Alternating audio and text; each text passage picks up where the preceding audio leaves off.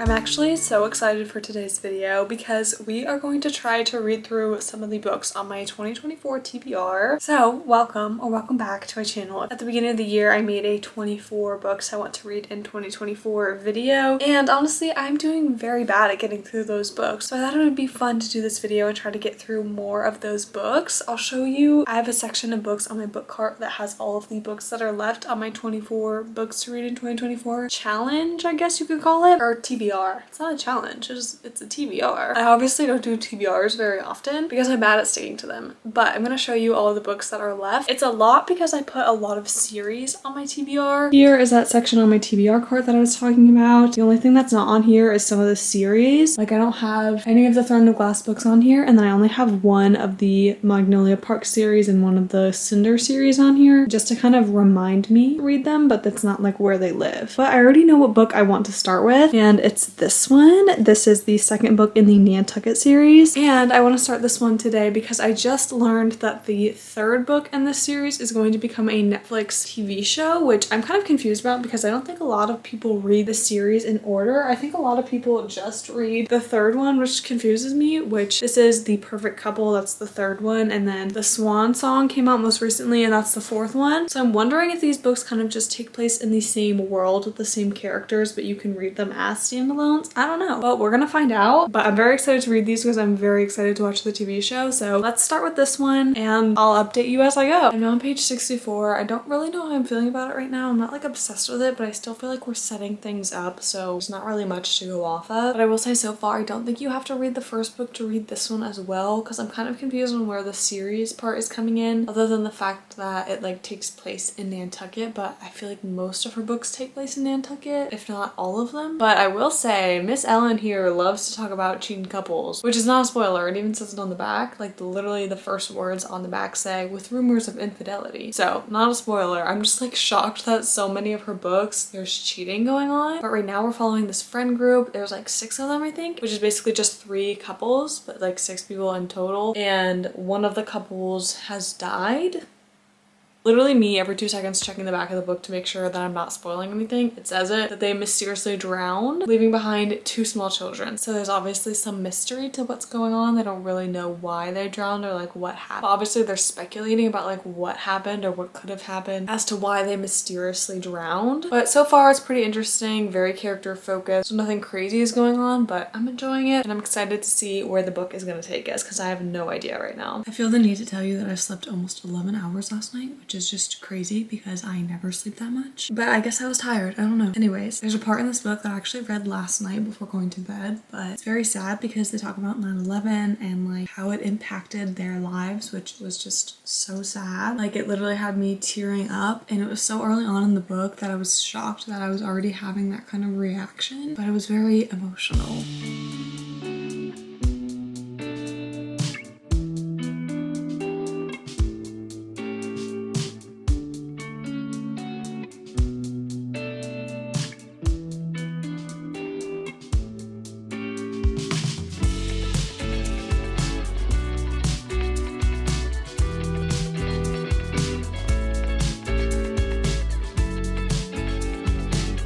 Been a lot out here because you can hear the dryer vent running, so I'm sorry about that, but just have a quick update. I'm finding it very interesting the way this book is written, because to me it felt like the main plot was supposed to be about the death of their 2 friends, but it's kind of not. Like most of what we're reading about is what happened in the past, and then it does kind of connect back to like what's going on in the present day, but most of what I'm reading is what happened in the past, which I just find kind of interesting. But it's also not written as like a dual timeline type of book. Like it's more of just flashbacks within present day. I'm on page 173 right now and nothing crazy is happening, but we're going through the stages of grief with everyone because you get everyone's point of views, which I actually really like. But I will say at the beginning I feel like that was part of the reason why I was having a difficult time keeping the characters straight. But now that we're deeper into the story, I like that we're getting all of these different point of views. I'm on page 206 now, which is a little over halfway, and I'm definitely liking it a lot more now. Like I said at the beginning, I was getting all of the characters a little bit confused, mostly who was married to who, because there were so many couples. Like obviously one had died, but there's still 3 having more couples. So it just felt like a lot of people and a lot of couples to keep straight. But I think I have it now. And I'm starting to like more of the characters. Like at the beginning, I was a little bit more indifferent towards them, which kind of sucks when it's a character focused book. But now I'm starting to like the characters a lot more. So things are looking up.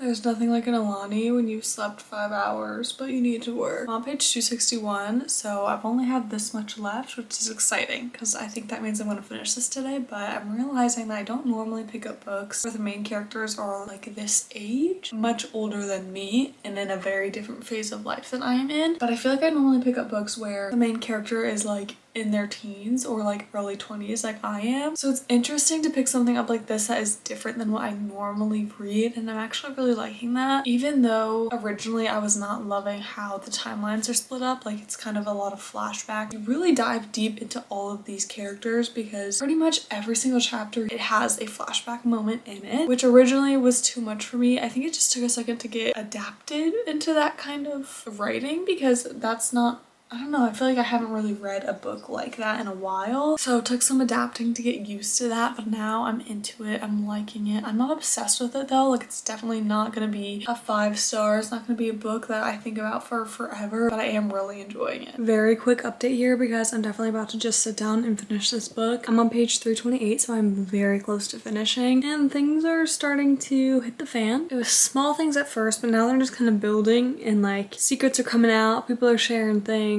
People are doing things that they probably shouldn't do. Things like that. So I'm excited to see where this goes and how she's gonna kind of bring everything together. Let's do a little reading update before I crawl into that there bed.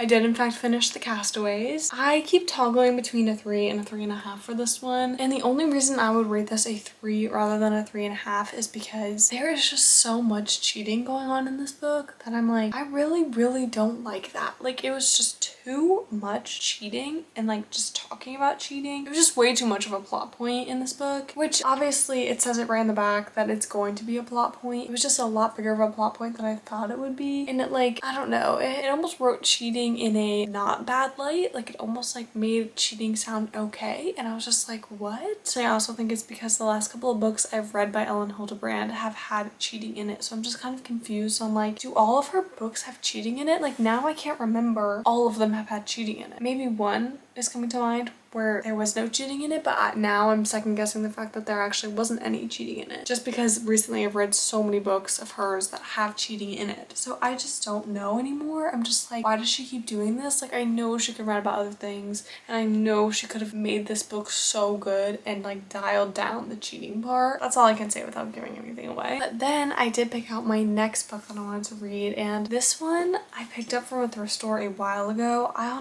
need to figure out how to say this name before I even tried to say what this book is. Okay, I think you pronounce it Iona Iverson's Rules for Commuting. Also though, I just figured out how to pronounce this by listening to a clip of an interview, and apparently this has a different name in the UK. But also I'm like very obsessed with this cover, like the yellow and the blue and the pink. I just love how they all go together. Plus these cute little briefcases, like they're adorable. And honestly, I picked this book up from a thrift store simply because it talks about this girl taking the train to work every day and like her commute to work and whatever. And that was literally me last summer. I had an internship like in the heart of the city, and so I was taking the train every single day. Like I was living this kind of life. But basically this woman who works in a magazine as a columnist, which is just like so classic in a good little book that they work at a magazine, but she rides the train to work every day, and like she has these nicknames for all the passengers, which also I'm looking at this to give you a little synopsis because I'm already on page 40 and I feel like spoilerish things have already started happening, so I don't want to accidentally spoil anything. But one morning this guy comes on the train, chokes on the grape, almost dies. Crazy, right? But this event starts a train reaction to get people to like start talking on the train, because I mean, you know, if you've taken public transportation, normally a lot of the people that you are commuting with are these same people that you see every single day. Not all of them, but like if you take the same train every morning or the same train every night, like odds are that you're going to see a lot of the similar people, and like that's what's happening in this book. I wanted to read it before that like nostalgic feeling goes away because it's now been exactly a year since I had to go through this whole commuting corporate era of my life, which I'm still in my corporate era of life, but now my commute is the next bedroom over instead of getting on a train and walking to work. I'm in a little bit of a different phase of life right now, so I feel like I can read this book and look back in a nostalgic, oh, that was a nice time in my life, even though it really wasn't kind of way. Like I said, I am on page 40 right now. I'm liking it so far. It's super lighthearted, but in a good way that makes me want to keep reading it, not in like a, oh, this book has nothing going for it kind of way. I hope that makes sense. I feel like I just talked for so long and I'm very much ready to crawl into bed with this book and read until I can no longer read anymore. Till I'm literally falling asleep on the book. That's what I want to happen. Even though I have my retainer in and it's hard to speak, I feel like it's important for me to read you this part of the book. It says she was obviously not the kind of person who turned the corners of the pages, or even worse, broke the spine. Just saying, I have to agree with her on this one.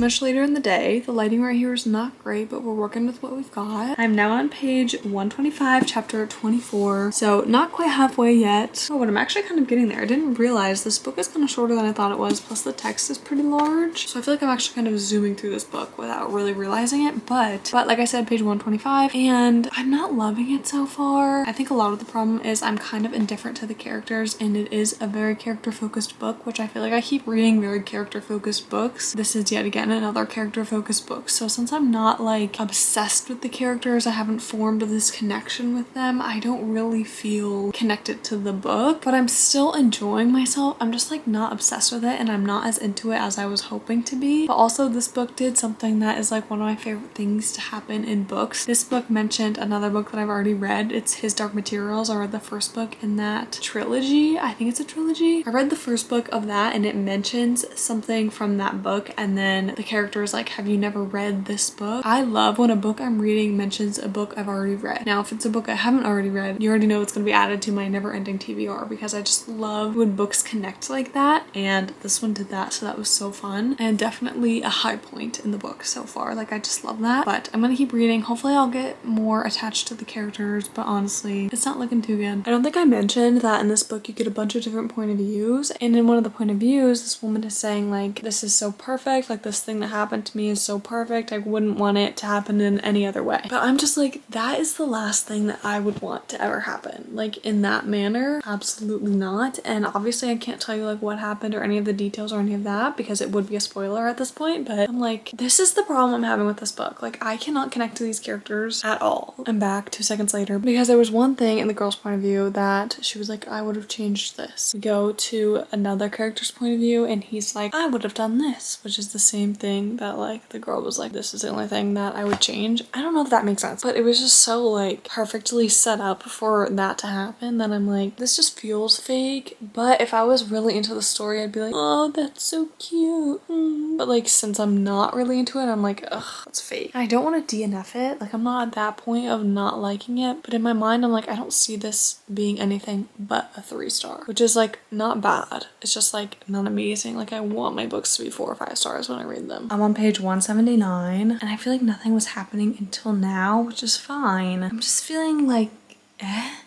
you know, like there's nothing outwardly wrong, which might be worse, because if I'm not vibing with it, I at least want to know why I'm not vibing with it. I think I'm realizing the problem. Every point of view has the same voice. It doesn't feel like these point of views are coming from different characters. It very much feels like these point of views were written by the same person, which obviously they were, but I want to be able to hear different point of views while I'm reading them. Like, I want to be able to feel the character coming across in that point of view, which that's not really happening for me, which I feel like is part of the problem why I'm not connecting with the characters and it's making the characters feel very 2D to me. I had a prediction like 100 pages ago that just came true. Now granted, I didn't guess the entire thing, but I guessed enough for it to be disappointing that I had predicted this happening for a long time. It happened again. I guessed another part in the book, and at this point it just means it's way too predictable and it's starting to lose points for that. I want to throw this book across the room right now, but look how little I have left. It's just too predictable, but I feel like when I only have 50-ish pages left, I just need to finish it. I literally had to start writing things down on my phone because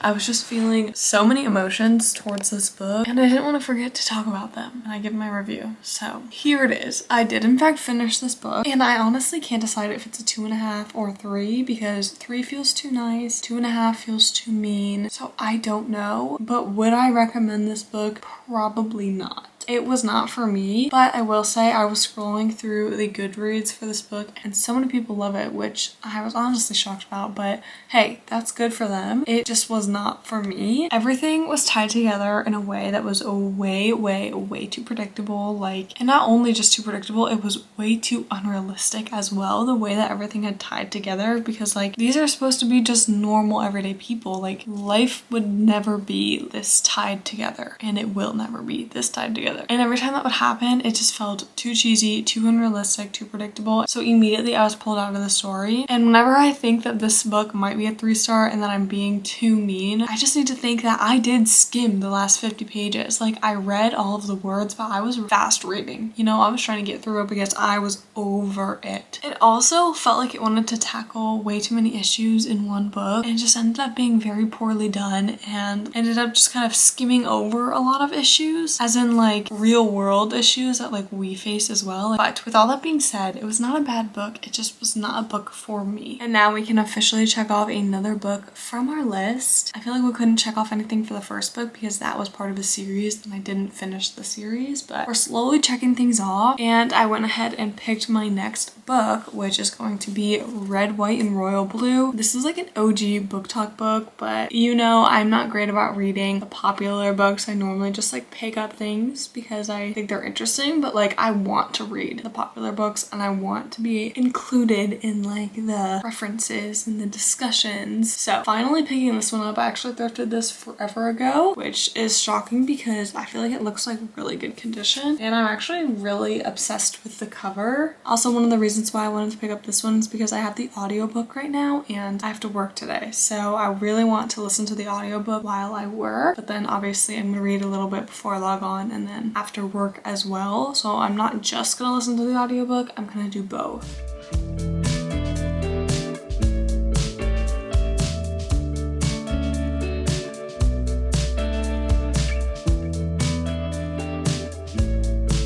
You're going to see me a lot more in this room because I got a walking pad that lives in here and I've been walking on it nonstop. I love it so much. But I did want to give a quick update and kind of tell you what this book is even about because I got distracted, so I no longer remember what I was saying. But I'm on my walking pad reading right now. I just got to chapter 5. So I feel like I can finally tell you what this book is actually about, which I kind of knew what it was about going into it. Just for some reason I remember the premise of this book, when normally if I hear about a book I completely forget what it's about by the time I go to pick it up. But basically this is about the President of the United States' son and the Prince of England, and they kind of like strike up this friendship and you find out why and you follow them, and it's actually really interesting. I really like how this is written. I'm wondering if it's YA because it reads so easy, so quick. Like I am already on chapter 5. Like I said, like I feel like I've flown through this book, and I have been switching between the audio and actually reading it. Like I mentioned, I think I like reading it better than I like listening to the audiobook. I don't think I'm obsessed with like the narrator in the audiobook. I kind of pictured someone else doing the narration. Like I just had it differently in my head, but so far I am liking it. I'm actually shocked at how I'm flying through this book right now. I'm like just barely halfway through the book, which like I'm glad that I'm flying through it because I am enjoying it, but also I feel like at the same time, since I am flying through it, I feel like I don't have clear feelings on the book. But like I'm obviously enjoying it because if I wasn't enjoying it, I wouldn't be plowing through it like I am. Like, also I think it's funny because I'm like like reading the book and I'm thinking about how excited I am to watch the movie, because I've been excited to watch the movie for a really long time, but obviously I had to read the book first. So like now that I'm reading the book, I'm like, wait, I can watch the movie now, and that's just so exciting to me. But also I feel like the book is missing something. I feel like I said this in the last book too, like I'm just not obsessed with it, and I want to be obsessed with it, but I'm not, and I don't know why. But also feeling like this is making me worried that I'm getting a little slumpy, as in like, why am I not connecting to these books when there's nothing particularly wrong with them? I'm just like not connecting. The last book ended up, you know, there were some things that I really didn't like. We already talked about, so like that's different. But this, I'm like, why am I not obsessed with this? Like I feel like I should be. Anyway, that's how I'm feeling right now. I'm gonna keep going, and obviously I'll update you. Do you guys want a little haul for my snack break? I'm oiling my hair and there's just like no way of making it look normal while I'm oiling it, but I've got a little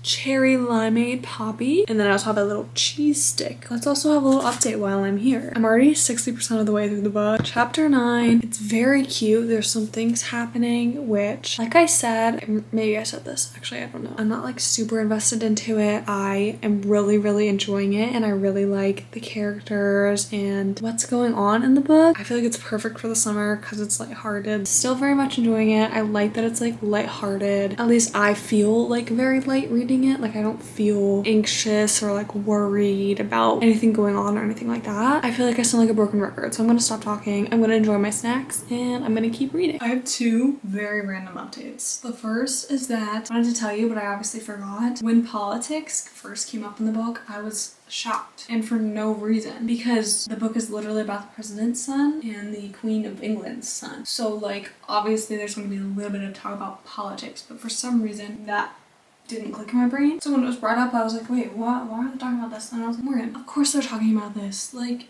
think about who you're reading about right now. I don't know. I just thought that was funny. But also, when I was reading this book, at the very beginning, I was like, oh, like this is reminding me of Prince. Oh my gosh, why can't I remember his name? Memoir. You know which one I'm talking about. I read it at the beginning of the year, I think, and I didn't love it. But we digress. It was reminding me of the memoir for no reason, other than the fact that it talks about a prince in this book. But then, just now, he refers to himself as the Spare, and I'm like, I just thought it was funny just because in the beginning of the book it was reminding me of the memoir, and then all of a sudden it says that and I'm like, oh. The emails in this book are so cute. Like I wish I could write as poetically as they do. It's so good. And we're going through a bit of a third act breakup right now, and you know how I feel about third act breakups. And if you don't, I don't feel good about them. I actually really don't like them. They just feel very forced, and it like hurts my soul, and like not in a good way. So yeah, that's disappointing. I don't know why this keeps happening to me. Like, am I reading too many books, which is causing me to then guess what happens towards the end of all of these books, because I just guessed something pretty big that happens. Like it's a major plot point that happens at the end. Well, it's like, I don't know, maybe 100 pages left, and I guessed it, which is just very disappointing. Also, while we're chatting, I did want to mention, look how cute the audiobook cover is. I'm obsessed with it, and like their little socks. That was just a random side note. But also I went into this book very excited to read it, and I wonder, like recently, every time I pick up a popular book, I'm like, I feel like I hold it to a different standard than I do the rest of my books, because I'm just expecting it to be really good since it is such a popular, hyped up book. But I don't know, I just feel like that sucks because I don't want to do that, but I don't know how to not do that. Let's chat, shall we? It's obviously the next morning. I finished this book last night. I don't remember if I said that or not, but I did finish it last night. I just needed a second to compile all of my thoughts because I was very conflicted on this book, and I feel like that comes with the territory of it being a popular book, because I do feel pressure to like it, and I also feel like I go into it with higher expectations because it is such a hyped up book. And obviously we're talking about Red, White, and Royal Blue because that's the book I just finished, but we're gonna review all of the books together right now because I don't think I gave ratings on any of them yet. But this one I think I'm gonna rate a 3-star, which is not bad by any means. It just fell flat for me. I just felt like there was something missing, but I don't know what, to be honest. And honestly, I feel like part of that problem is me. Like it just wasn't clicking for me. Like I said, it read so nicely, it was really good, and I really liked the story, but I didn't feel excited to read it. I just felt like, oh yeah, I like to read and this is a nice book, and I wasn't obsessed with it. That's why it's a 3. Like it was still good, and for me 3 stars are still good. I would still recommend it. It just was not a book that I'm going to carry with me. I'm not going to think about it again, and I'm not obsessed with it. So it was still good. I still recommend it. I just had higher expectations for what it ended up being. And then right before that, I read Iona Iverson's Rules for Commuting, which I hate to say it, I think this was my least favorite favorite book of this video because I don't think I would recommend this. It really fell flat for me. I really didn't like it and I am disappointed in it. So 2.5 for sure on this one. I feel bad, but 2.5 for sure. And then the Castaways by Elin Hilderbrand. This one is hard because I'm still between a 3 and a 3.5 because I really like her writing, and you know what? I think it's a 3. And the only reason that it's a 3 for me is because it talked about cheating and stuff like that so much and so like nonchalantly that it made me uncomfortable. And I feel like too many of her books that I've read recently have talked about cheating, and it's made me uncomfortable because I don't want cheating to be portrayed in a good light at all in what I'm reading. Like, I want it to have a bad portrayal and have those consequences that I feel like it should have, and I feel like that didn't happen in this book. I mean, there were some consequences, but I don't know. It